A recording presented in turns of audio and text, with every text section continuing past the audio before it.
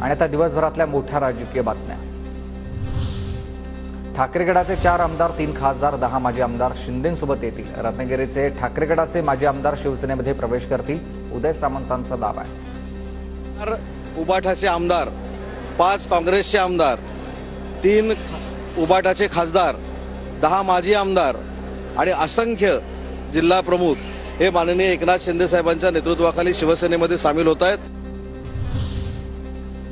उद्यापासून पक्षप्रवेशाचा ट्रेलर सुरू होणार। काँग्रेसचे 5 आमदार देखील शिंदेंसोबत येतील। शिवसेना नेते उदय सामंतांचा दावा आहे, तर एवढे आमदार खासदार घेऊन जायचे तेवढे घेऊन जा, उरलेले आम्ही आमचा किल्ला राखून पेडणेकरांचं हे उत्तर आहे। शिवसेनेचे 10 खासदार आमदार झटके लटके आम्हाला काय झटके बिटके काही नाही, जे घेऊन जायचे तेवढे घेऊन जा, उरलेले आहेत ते सगळे आम्ही आमचा किल्ला आबादित राखू। वसंतदादा शुगर इन्स्टिट्यूटच्या बैठकीपूर्वी अजित पवार आणि शरद पवारांमध्ये बंद दारात चर्चा झाली। साखर व्यवसायाबाबत चर्चा झाल्याची अजित पवारांनी माहिती दिली आहे।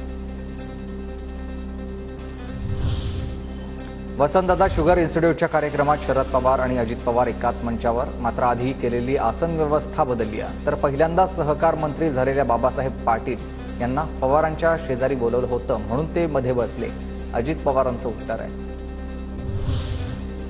दोन्ही नेत्यांमध्ये पॉझिटिव्ह चर्चा होत असल्यास स्वागतार्ह। पवारदादांमध्ये चर्चेवरून रोहित पवारांचं वक्तव्य आहे।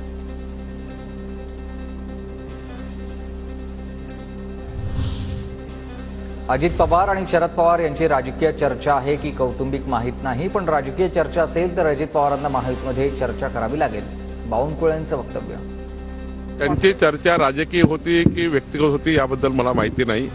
राजकीय असेल तर थोडा महायुतीमध्येही चर्चा करावी लागेल अजितदादांना, आणि व्यक्तिगत असेल तर मग ते पारिवारिक असेल त्याबद्दल मला माहिती नाही।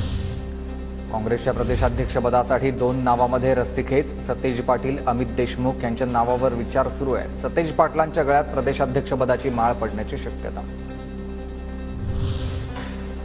दाओसमध्ये विविध कंपन्यांशी महाराष्ट्राचे 61 सामंजस्य करार, 16 लाख रोजगार उपलब्ध होतील, मुख्यमंत्री फडणवीसांची माहिती।